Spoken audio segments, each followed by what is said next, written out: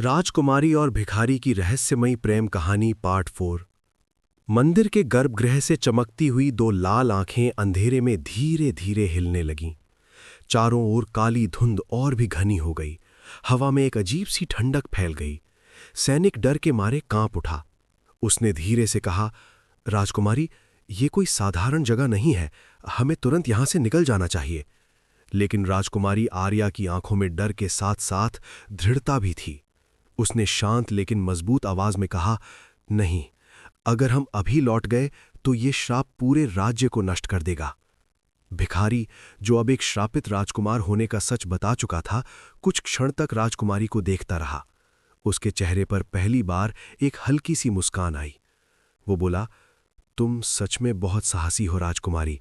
शायद इसी साहस की वजह से भगवान ने तुम्हें यहां भेजा है। इतना कहते ही मंदिर के गर्भगृह से एक भयानक गर्जना गूंज उठी। अचानक काली धुंध से एक विशाल छाया बाहर निकलने लगी। धीरे धीरे वो छाया स्पष्ट होने लगी। वो एक भयानक राक्षस था। उसकी आंखें आग की तरह लाल थीं, शरीर विशाल और डरावना था। उसके हर कदम से मंदिर की जमीन कांप रही थी।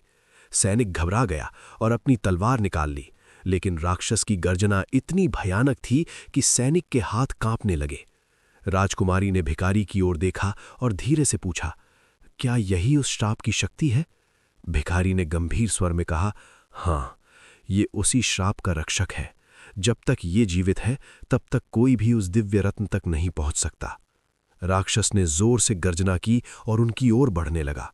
सैनिक ने तलवार उठाकर हमला करने की कोशिश की, लेकिन राक्षस ने एक ही झटके में उसे दूर फेंक दिया। सैनिक जमीन पर गिर पड़ा और बेहोश हो गया।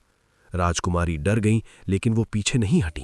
उसने अपनी आंखें बंद की और दोनों हाथ जोड़कर भगवान शिव का नाम लेने लगी।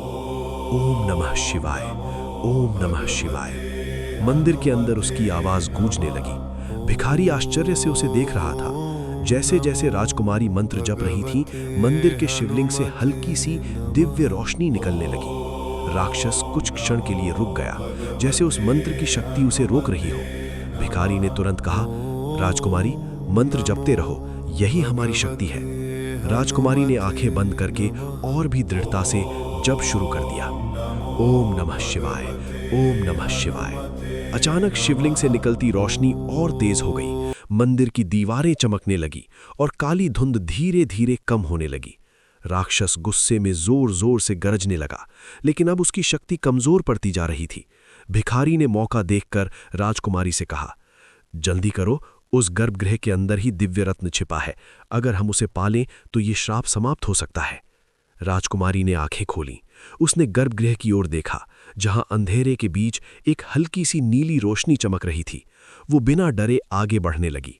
राक्षस फिर से गर्जना करते हुए उसकी ओर बढ़ा, लेकिन उसी क्षण मंदिर के अंदर बिजली सी चमक हुई और गर्भगृह से एक तेज दिव्य प्रकाश फैल गया। भिखारी चौंक गया। उसने धीरे से कहा, लगता है दिव्य रत्न जाग चुका है। लेकिन उसी समय राक्षस ने एक भयानक छलांग लगाई और राजकुमारी की ओर तेजी से बढ़ा। अब सवाल ये था, क्या राजकुमारी उस दिव्य रत्न तक पहुंच पाएगी? क्या वो इस भयानक श्राप को तोड़ पाएगी, या फिर ये प्राचीन मंदिर उन दोनों की आखिरी मंजिल बन जाएगा? जारी रहेगा पार्ट 5।